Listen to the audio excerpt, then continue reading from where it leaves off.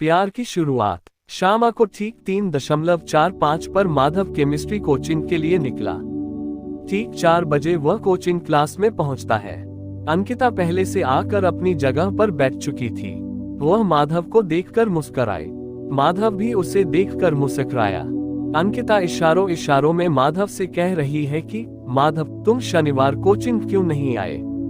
माधव ने भी इशारों में उसे कह दिया, पेट खराब था। अंकिता फिर भी अपने चेहरे को छिपाती हुई मुस्कुराए। माधव बार बार उसे देख रहा था। अंकिता भी माधव को देखने का कोई मौका नहीं छोड़ रही थी और इशारों से मानो कह रही थी कि माधव, तुमने ही मेरी साइकिल की हवा निकाली। देखते ही देखते कोचिंग क्लास खत्म हुई। सब बाहर निकले। सभी अपनी अपनी साइकिल लेकर अपने अपने रास्ते चले गए। माधव साइकिल निकालकर रुका रहा। अंकिता ने भी साइकिल निकाली और माधव को इशारा किया कि आगे जाकर उसका इंतजार करे। माधव ने वही किया और कोचिंग वाली गली के सामने वाली पान की दुकान पर उसका इंतजार करने लगा। सभी छात्र जा चुके थे, सिर्फ अंकिता आ रही थी। उसने माधव को उसके साथ चलने के लिए इशारा किया और माधव उसके साथ चल दिया। माधव खुद को बहुत स्मार्ट समझता था, पर अंकिता के सामने उसकी बोलती बंद हो गई। साइकिल चलाते चलाते दोनों एक दूसरे को देख रहे थे। फिर अंकिता ने माधव से नाराजगी भरे अंदाज में कहा, चलते ही रहोगे या फिर कुछ बोलोगे भी। क्लास में तो मुझे घूरते रहते हो, अब जब हम एक साथ हैं तो कुछ बोल ही नहीं पा रहे हो। जब प्यार होता है तो जुबान से ज्यादा आंखें और सांसें बोलती हैं। अब अंकिता को कौन समझाए, ऐसी बात नहीं है। कहां से शुरू करूं, कुछ समझ में नहीं पा रहा हूं।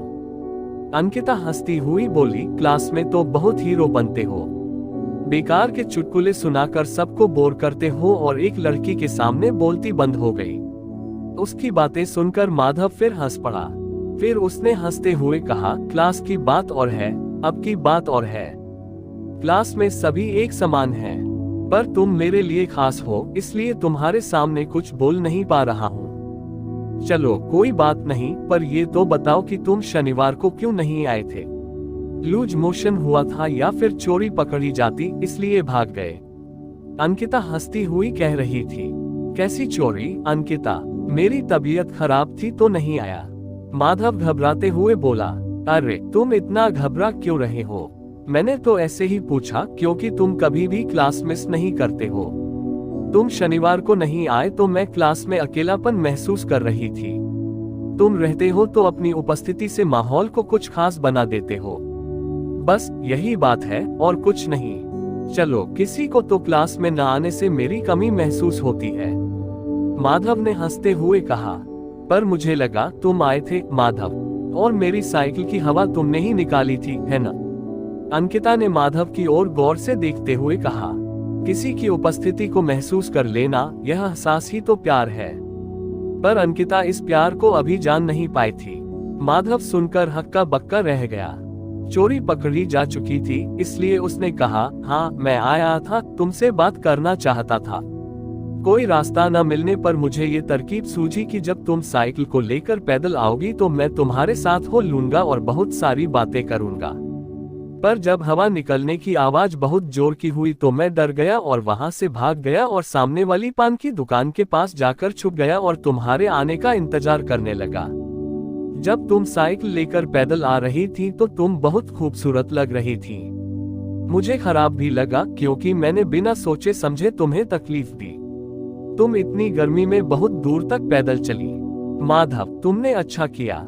सब लोग जान जाते कि मेरी हवा निकालने में तुम्हारा हाथ था, पर मुझे यह अंदाज अच्छा लगा। इतना कहकर वह मुस्कुराने लगी। तुम कैसे समझी कि तुम्हारी साइकिल की हवा मैंने निकाली है। मैं तुम्हारे आने की आहट तक को महसूस कर सकती हूँ। ये तो, अंकिता गौर से माधव को देखती हुई बोली। माधव उसकी बात सुनकर सन रह गया। उसकी बोलती बंद हो चुकी थी। फिर अंकिता ने खूबसूरत अंदाज में कहा, पानी पूरी खिलाओगे। माधव ने कहा, क्यों नहीं, चलो सामने एक ठेले पर टेस्टी पानी पूरी खिलाता हूँ। फिर दोनों ने ठेले के पास अपनी साइकिल रोकी। दोनों ने जी भरकर पानी पूरी खाए। अंकिता एक एक पानी पूरी मुंह में डालती और दिलकश अंदाज में कहती, वाह कितनी टेस्टी है। माधव उसके अंदाज देखता और मन ही मन खुश होता। माधव, बंगला में जानते हो पानी पूरी को क्या कहते हैं? अंकिता होठों से पानीपुरी के पानी चूस रही थी और गले से होते हुए अंदर तक जा रही थी। मुझे नहीं पता, मैं कभी बंगाल नहीं गया हूँ, माधव ने अफसोस जताते हुए कहा। बंगाली लोग पानीपुरी को पुचका कहते हैं। बंगाल की पुचका बहुत टेस्टी होती है, इसलिए वहाँ की औरतें और लड़कियाँ 15-20 पानीपुरी यूं ही खा जाती हैं। वहाँ पुचका बनाने वाले अच्छी और टेस्टी पुचका बनाते हैं, अंकिता पानीपुरी मुंह में डालते हुए बोली। अंकिता की बात सुनकर पानीपुरी वाले ने उसकी ओर देखा और कहा, बेटी, कोलकाता, बम्बई, दिल्ली में जितने भी पानीपुरी वाले हैं ज्यादातर बिहारी ही हैं। पानीपुरी वाले की बात सुनकर अंकिता को शर्मिंदगी हुई। उसने सोचा, मुझे ऐसी बात नहीं करनी चाहिए थी। पूरी 20 पानीपुरी पानी की तरह निगल लेने के बाद अंकिता ने कहा, अब और नहीं खाया जा सकेगा। माधव 12 ही खा पाया। उसने कहा, अंकिता, क्या तुम पानीपुरी बहुत पसंद करती हो? हाँ, बहुत ज्यादा। जब जब बाजार निकलती हूँ तो पानीपुरी खाती हूँ। कितना चटपटा और टेस्टी।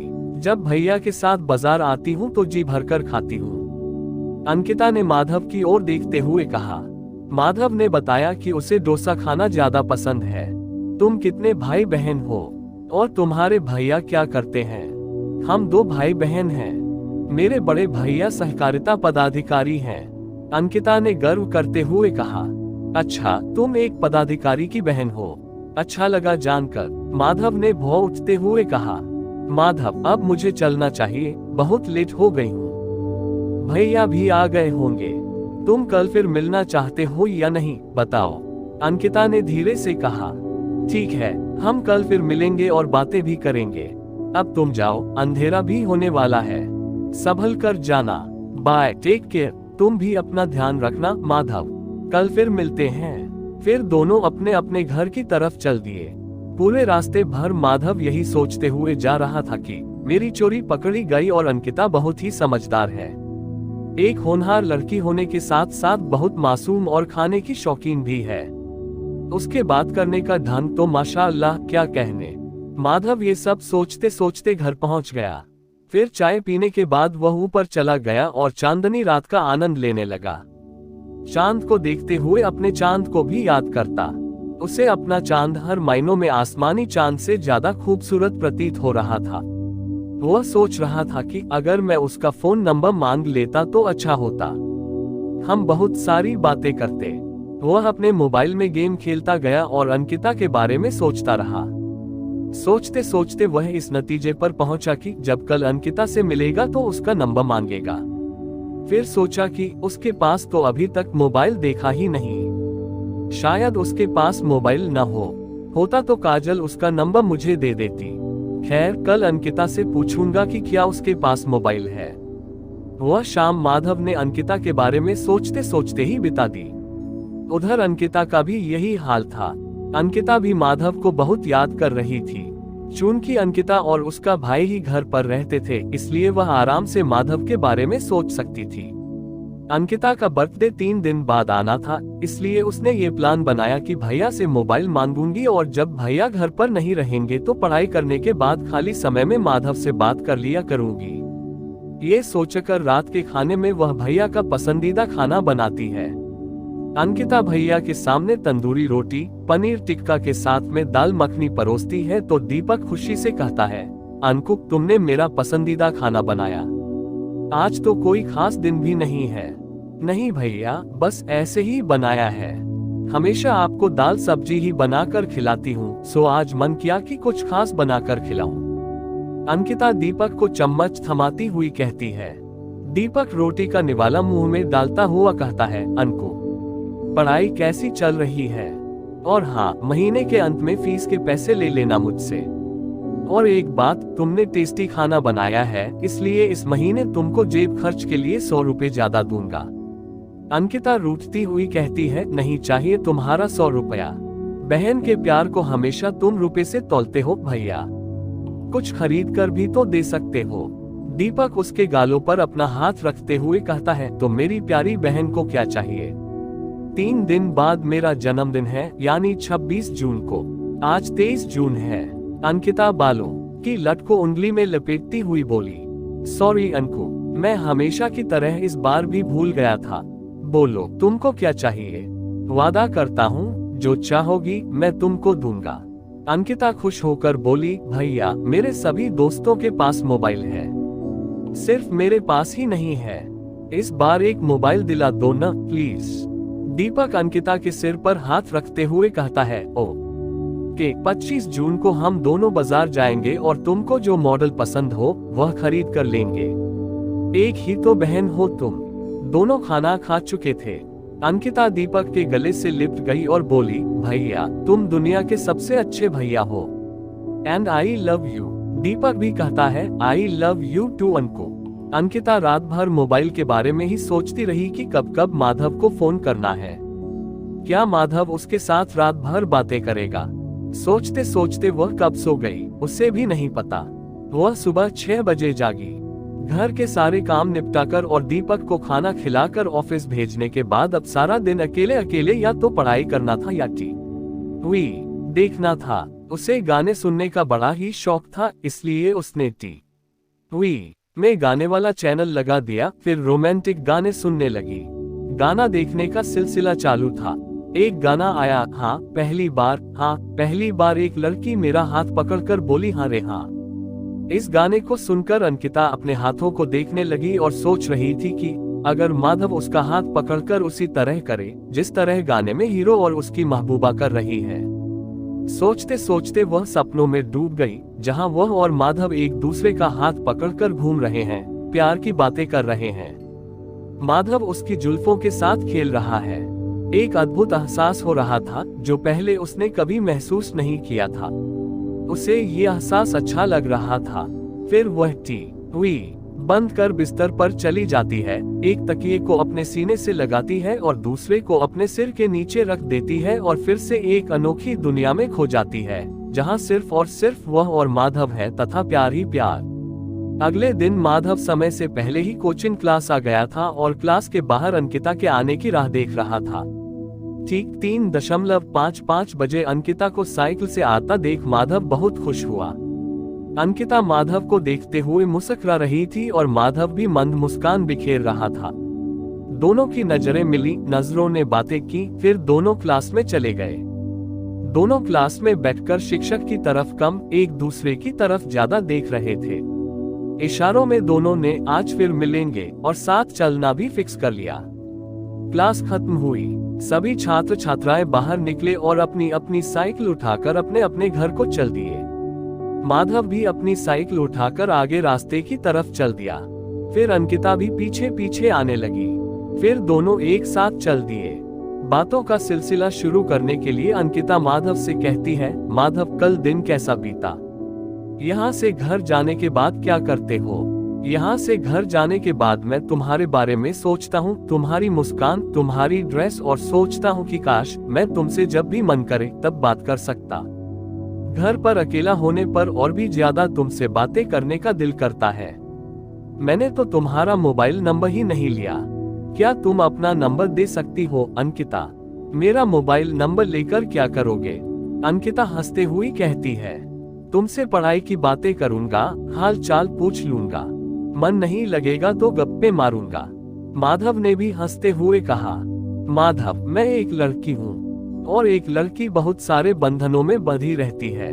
मेरे भैया को पता चल जाएगा तो मेरी कोचिंग भी बंद करवा देंगे और वैसे भी मेरे पास मोबाइल नहीं है।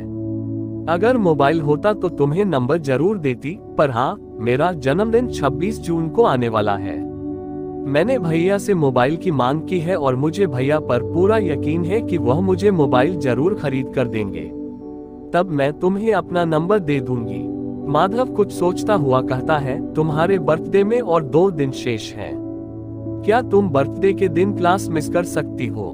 मैं तुम्हारा बर्थडे स्पेशल तरीके से मनाना चाहता हूँ, अगर तुमको कोई एतराज ना हो तो। ठीक है, मैं उस दिन क्लास नहीं आऊंगी, पर तुम मुझे कहाँ लेकर चलोगे और तुम जन्मदिन पर क्या स्पेशल करने वाले हो? अंकिता ने संकोच के साथ पूछा। मीना बाजार के सामने एक नया पिज्जा हट खुला है। हम वहां जाएंगे और बर्थडे केक काटेंगे और पिज्जा का आनंद लेकर अपने अपने घर को वापस चले जाएंगे। चलो अच्छा है, पहली बार मेरा बर्थडे किसी रेस्टोरेंट में मनाया जाएगा। इससे बड़ी खुशी और कुछ नहीं मेरे लिए। और हाँ, गिफ्ट क्या दोगे मुझे? अंकिता हंसते हुए बोली। तुम्हें क्या चाहिए अंकिता, बताओ, मैं कोशिश करूंगा तुमको तुम्हारा मनपसंद गिफ्ट देने का। बताओ तो सही, क्या तुम मुझे चांद लाकर दे सकते हो माधव? अंकिता ने मुस्कुराते हुए कहा। माधव ने कुछ सोचा, फिर कहा, हाँ, मैं तुमको चांद लाकर दूंगा। अंकिता ये सुनकर हंसती हुई कहती है, देखेंगे तुमको और तुम्हारे चांद को। चलो आज मैं तुमको पानी पूरी खिलाती हूँ। फिर दोनों पानी पूरी के ठेले की तरफ जाते हैं, पानी पूरी खाते हैं, फिर एक दूसरे को बाय, सी यू सून कहकर अपने अपने घर को चल देते हैं। दोनों घर पहुंचकर एक दूसरे के बारे में बहुत सोचते हैं। थोड़ी थोड़ी मुस्कान भी दोनों के लबों पर आ जाती है। इधर माधव सोचता है कि अंकिता को वादा तो कर दिया कि चांद गिफ्ट करूंगा, पर लाऊंगा कहां से मैं चांद? माधव चांद की तरफ देखता हुआ सोच रहा था। उधर अंकिता भी सोच रही थी, कोई तो बंदा है जिसने इतनी बड़ी बात की चांद लाकर देगा। चलो देखती हूँ चांद की जगह क्या लाता है। माधव अब अंकिता को अच्छा लगने लगा था। वह सोचती है कि पता नहीं कब वह अपने दिल की बात जुबान पर लाएगा, कब इकरार करेगा कि उसे मोहब्बत है। इधर माधव भी सोचता है कि अंकिता के बर्थडे के दिन वह अपने दिल की बात भी कह देगा, यानी वह अपने प्यार का इजहार कर देगा और शायद अंकिता मना नहीं कर पाएगी। माधव परेशान है कि उसे चांद कहां से लाकर देगा। मैं कल सुबह ही गिफ्ट की दुकान पर चला जाऊंगा और चांद वाला कोई गिफ्ट खरीद कर ले आऊंगा। उधर अंकिता भी सोचती है, हो सकता है कि माधव मेरे बर्थडे के दिन अपने प्यार का इजहार करे, मैं मान जाऊंगी। माधव अच्छा लड़का है। जो लड़का बात करने के लिए मेरी साइकिल का टायर पंचर कर सकता है, वह मेरे दिल को पंचर क्यों नहीं कर सकता? रात भर दोनों एक दूसरे के बारे में सोचते सोचते सो जाते हैं। इंतजार की रात गुजरती जाती है। माधव सुबह उठते ही अपने मित्र राजू को करता है, ए राजू, गुड मॉर्निंग। एक बात बता, सबसे बेहतरीन गिफ्ट की दुकान कौन सी है जहां से बर्थडे के लिए गिफ्ट लिया जा सके, वह भी लड़कियों वाला? राजू ने कहा, बहुत सारी दुकानें हैं, तू बता किस टाइप का गिफ्ट चाहिए? मैंने अपनी गर्लफ्रेंड को चांद लाकर दूंगा, वादा किया है। कल उसका बर्थडे है और गिफ्ट देते हुए मैं अपने प्यार का इजहार भी करना चाहता हूँ। कुछ इस टाइप का गिफ्ट चाहिए, माधव ने धीरे से कहा, ताकि घर वाले न सुन सकें। चल कोई बात नहीं, दोस्त हो जाएगा। तू ठीक 10 बजे मेरे घर पर आना, हम दोनों गिफ्ट लेने चलेंगे। बस लस्सी पिला देना, राजू ने हंसते हुए कहा। ठीक 11 बजे के करीब दोनों शहर की सबसे बड़ी गिफ्ट की दुकान गिफ्ट कॉर्नर पर पहुंचे। दुकानदार बहुत सारा गिफ्ट दिखाता है पर पसंद नहीं आता। फिर माधव कहता है, बर्थडे पर देना है अपनी महबूबा को और मैंने उससे वादा किया है कि मैं उसे चांद लाकर दूंगा, यानी कि मुझे ऐसा गिफ्ट चाहिए जिसमें चांद हो। दुकानदार अब चांद वाला गिफ्ट दिखाना शुरू करता है। अपने खजाने से दुकानदार गिफ्ट निकालता है जिसमें महबूबा चांद की तरफ इशारा कर रही है और महबूब अपने हाथों से उस चांद को पकड़े उसकी तरफ ला रहा है। ये गिफ्ट दोनों को पसंद आ गया। फिर उन्होंने उस गिफ्ट को खरीद लिया। वे सब गिफ्ट पत्थर के बने हुए थे। माधव ने राजू को थैंक यू कहा और दोनों लस्सी पीने के लिए लस्सी हाउस चले गए।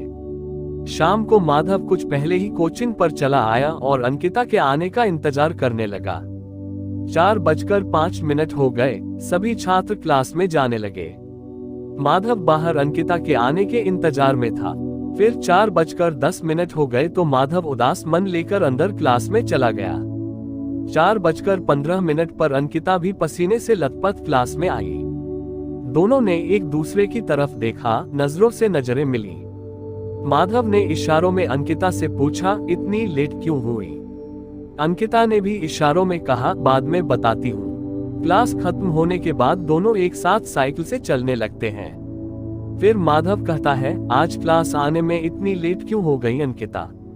अंकिता ने मुस्कुराते हुए कहा, अरे भैया आज जल्दी ही आ गए थे और कह रहे थे कि मार्केट चलो, तुमको आज मोबाइल खरीद कर देता हूँ। तुम्हारा बर्थडे गिफ्ट। मेरे भैया भी ना थोड़ा अलग टाइप के इंसान हैं। जब मैंने उनसे कहा कि कोचिंग जाना है तो बोले कि एक दिन नहीं पढ़ोगी तो फेल नहीं हो जाओगी। खैर, मेरे भैया मेरे लिए भगवान है, आज तक मेरी सभी ख्वाहिशें पूरी की हैं। इतना सुनने के बाद माधव कहता है, चलो पानी पूरी खाते हैं। आज पानी पूरी नहीं खा सकती, लेट हो जाऊंगी और घर पर भैया इंतजार कर रहे हैं। भैया के साथ मुझे मार्केट जाना है और रात को भैया को पटना जाना है। फिर कल रात तक शायद भैया आ जाएंगे और वैसे भी कल मेरे बर्थडे पर मुझे तो तुम पिज्जा हट लेकर जा ही रहे हो।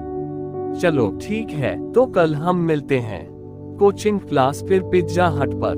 माधव ने अनमने ढंग से कहा, ए माधव, तुम अपना मोबाइल नंबर दो मुझे, आज मेरे पास भी मोबाइल आ जाएगा।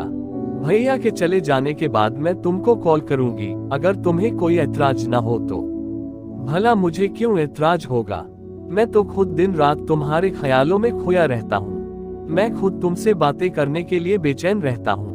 माधव से इतना सुनने के बाद अंकिता अंदर ही अंदर बहुत खुश हुई। फिर बोली, क्या है मुझ में जो तुम बातें करने के लिए बेचैन रहते हो और मेरे ख्यालों में ही क्यों डूबे रहते हो? पागल हो जाओगे माधव। चलो अब अपना नंबर मेरी कॉपी में लिख दो। माधव अपना नंबर 98#76#49 लिख कर दे देता है। फिर दोनों एक दूसरे को बाय और सी यू सून कहकर चल देते हैं। अंकिता अपनी साइकिल की गति को तेज करती हुई तुरंत अपने घर पहुंचती है, जहां उसका भाई दीपक उसे देखकर कहता है, अंकु, आने में इतनी देर कर दी, अब जल्दी से तैयार हो जाओ, हम मोबाइल खरीदने मार्केट जाएंगे और रात का डिनर भी वहीं करेंगे। भैया, जाम में फंस गई थी। आप तो जानते ही हो बेतिया जैसे कबाड़ शहर का हाल, न रास्ता ठीक है और न यहाँ के लोग ठीक से यातायात नियमों का पालन भी नहीं करते हैं। यहाँ पर तो पब्लिक से ज्यादा ऑटो और रिक्शा चलते हैं, ऊपर से गन्नों से लदी बैलगाड़ियाँ। अपने FM को बंद करो और जल्दी से तैयार हो जाओ, मुझे भूख भी लगी है। जल्दी से जाकर भारत रेस्टोरेंट में छोले भटूरे खाएंगे। दीपक अपनी बुलेट की सीट साफ करते हुए बोला। अंकिता आसमानी रंग की टॉप और सफेद स्कर्ट पहन सीढ़ियों से उतरते हुए पूछती है, भैया देखो मैं कैसी लग रही हूँ? दीपक अंकिता की आवाज सुनकर पीछे की तरफ मुड़ा। अरे वाह अंकु, तू तो आसमान से उतरी हुई परी जैसी दिख रही है, बहुत प्यारी लग रही है। बस कोई तुझे मेरी गर्लफ्रेंड न समझने लगे। दीपक हंसते हुए कहता है, आप भी ना भैया। चलो देर हो रही है और अब को रात को पटना भी जाना है। अंकिता बाइक की पिछली सीट पर बैठते हुए कहती है, हाँ हाँ चलो चलो, मैं तो भूल ही गया था कि रात को मुझे पटना के लिए निकलना है। इतना कहने के बाद दीपक अपनी बुलेट स्टार्ट करता है। अंकिता अपना हाथ दीपक के कंधे पर रखती है और खुद को संभालते हुए बुलेट पर बैठ जाती है। अंकु, आज सच कहूं तो पटना जाने का मन नहीं कर रहा है। अपनी प्यारी बहन को घुमाने का मन कर रहा है। मेरी बहन कब इतनी बड़ी हो गई मुझे पता ही नहीं चला। दीपक ने बाइक के हैंडल से एक हाथ उठाकर अंकिता के हाथों के ऊपर रखते हुए कहा, भैया दरअसल हम एक दूसरे के लिए कभी समय ही नहीं निकालते। पिछले कई सालों से आपसे मेरी बात सिर्फ खाने के वक्त ही हुई है। आप अपने काम में व्यस्त रहते हो और मुझे आपसे बात करने का मन भी करता है तो कर नहीं पाती क्योंकि आप बहुत व्यस्त रहते हो। अंकु, तुम ठीक कह रही हो। दरअसल मैं इस काम के लिए शायद नहीं बना हूँ। इस काम में चोरी चकारी और जान का डर है। देहातों में रोज आना जाना और मुखिया एवं रंगदारों के साथ उठना बैठना मुझे अच्छा नहीं लगता। काम ही कुछ ऐसा है कि रिश्वत न लेने की इच्छा हो तब भी रिश्वत लेनी पड़ती है। दीपक अफसोस जताते हुए कहता है, रिश्वत लेना और देना दोनों जुर्म है। इंसान कभी यह जुर्म मजबूरी में तो कभी शौक पूरे करने के लिए करता है। भैया छोड़ो ये सब, बताओ क्या खिलाओगे? तुम जो चाहो वो खा सकती हो। आज मैं बहुत खुश हूँ क्योंकि अपनी छोटी बहन के साथ मैं डिनर पर जा रहा हूँ, वो बहन जो कई वर्षों से मेरी देखभाल कर रही है। भैया आज आप कुछ ज्यादा ही इमोशनल हो रहे हैं। आप जिनसे रात भर बातें करते हो यानी आपकी गर्लफ्रेंड, उससे आपका झगड़ा हो गया क्या? भाड़ में जाए गर्लफ्रेंड जिससे बातें करने के कारण मैं अपनी बहन से ठीक तरह से कई वर्षों से बातें नहीं कर पाया। खाली वक्त पर मैं रूपाली से बात करता था, उसकी शादी तय हो गई। जानती हो अंकु, उसने मुझसे शादी का वादा कर किसी अमीरजादे बिजनेसमैन से शादी करने का निश्चय कर लिया, पर उसने मुझे बताया तक नहीं। आजकल लड़कियां प्रैक्टिकल हो गई हैं, प्यार से पहले पैसे को महत्व देती हैं। एक लंबी सांस छोड़ते हुए दीपक ने कहा, भैया आपने मुझे तो इस बारे में आज तक नहीं बताया। एक दो बार आपसे मैंने पूछा भी था, जब आपकी फोन रिंग होने पर कभी कभी फोन उठा लेती थी, दूसरी तरफ से किसी लड़की की आवाज आती। मैंने आपसे पूछा भी था कि कौन है ये रूपाली, पर आपने मुझे कभी नहीं बताया। अंकिता बुदबुदाती हुई बोली, अनको, रूपाली ने मुझे धोखा दिया। मैंने उसकी सभी छोटी छोटी ख्वाहिशें पूरी की। मैं उससे सच में बहुत प्यार करता था, पर वह एक ही समय में दो बंदों को प्यार कर रही थी और शादी कर रही है तीसरे बंदे के साथ। छोड़ो ये सब बात, सामने देखो भारत रेस्टोरेंट। दोनों रेस्टोरेंट के अंदर जाते हैं। कोने की दो सीटें खाली थी तो दोनों भाई बहन आमने सामने बैठ गए। दीपक ने अंकिता से पूछा, अनको क्या लोगी? यहाँ कुल्फी भी बहुत अच्छी मिलती है। मैं व रूपाली अक्सर यहाँ पर आते थे और उसी ने मुझे बताया था कि यहाँ की कुल्फी पूरे बेतिया शहर में प्रसिद्ध है। क्या तुम कुल्फी खाना पसंद करोगी? भैया हम तो छोले भटूरे खाने आए थे, अब कुल्फी पर जान अटक गई। अंकिता भान सिकोड़ती हुई बोली, कुल्फी टेस्टी है इसलिए कहा। ठीक है, छोले भटूरे ही ऑर्डर करते हैं। दीपक ने वेटर को इशारा करते हुए कहा। नहीं भैया, कुल्फी ही लेते हैं फिर। दीपक दो कुल्फी का ऑर्डर करता है। 10 मिनट बाद कुल्फी आ जाती है। अंकिता कुल्फी का गुलाबी रंग देखकर कहती है, वाह कितना सुंदर रंग है। कुल्फी का रंग ऐसा भी होता है, आज पता चला, क्योंकि हमेशा सफेद रंग की कुल्फी ही मैंने खाई है। खाकर देखो अनको, बहुत टेस्टी है और इसकी सुगंध भी आकर्षक है। मुझे तो इसकी सुगंध से ही पेट भर जाता है। 1 मिनट रुको, खाना नहीं। मैं 1 मिनट में गया और आया। दीपक कुर्सी को पीछे हटाते हुए उठता है। पर भैया मुझे अकेला छोड़कर आप कहाँ जा रहे हो? अरे मैं कहीं नहीं जा रहा, बस सामने की दुकान पर जा रहा हूँ। दीपक पहले सामने की दुकान पूजा बेकरी में जाता है, जहाँ दीपक ने पहले से ही केक का ऑर्डर किया हुआ था। दीपक केक लेता है, फिर अपनी बाइक की एक छोटी सी डिक्की, जिसमें नोकिया 2700 क्लासिक मोबाइल, जो आज ऑफिस से आते समय ही उसने खरीद लिया था, को लेकर अंकिता के पास आता है और केक को अंकिता के सामने रखता है। अंकिता जैसे ही केक देखती है, कुर्सी से उठकर सीधे दीपक के गले लग जाती है और कहती है, I love you so much भैया। और अंकिता की आंखें नम हो जाती हैं। I love you too my sweet sister. चलो अब केक काटो। दीपक अंकिता के हाथों में प्लास्टिक का चाकू थमाते हुए कहता है। जैसे ही अंकिता केक काटती है, भारत रेस्टोरेंट के सभी कर्मचारी एक सुर में गाने लगते हैं, happy birthday to you, happy birthday dear Ankita, happy birthday to you. Ankita ये सब देखकर आश्चर्यचकित हो जाती है। दीपक की ओर देख कहती है, भैया आपने पहले से ही प्लान बनाकर रखा था मुझे सरप्राइज देने के लिए। अरे नहीं अंकु, ये तो अमरेश का प्लान है। आज ऑफिस से मैं जल्दी घर के लिए निकलने लगा तो अमरेश, जो इस भारत रेस्टोरेंट के मालिक का छोटा बेटा है, उसने मुझसे कहा कि भैया आज इतनी जल्दी क्यों जा रहे हो, कुछ काम है क्या? मैंने कहा कि अरे बहन को शॉपिंग करानी है क्योंकि कल उसका जन्मदिन है। मुझे आज रात पटना के लिए निकलना है तो मैं आज ही उसका जन्मदिन मनाना चाहता हूँ। उसने ही मुझे ये प्लान सुझाया। रुको, तुमको मैं अमरेश से मिलवाता हूँ। इतना कहते हुए दीपक अमरेश को आवाज लगाता है। सामने से एक हैंडसम नौजवान आता है और अंकिता से हाथ मिलाता हुआ कहता है, happy birthday Ankita, thank you so much. आपके कारण आज पहली बार मेरी बर्थडे पार्टी बहुत अच्छी तरह से मनाई गई। वेलकम अंकिता, मुझे पार्टी और सरप्राइज देना अच्छा लगता है।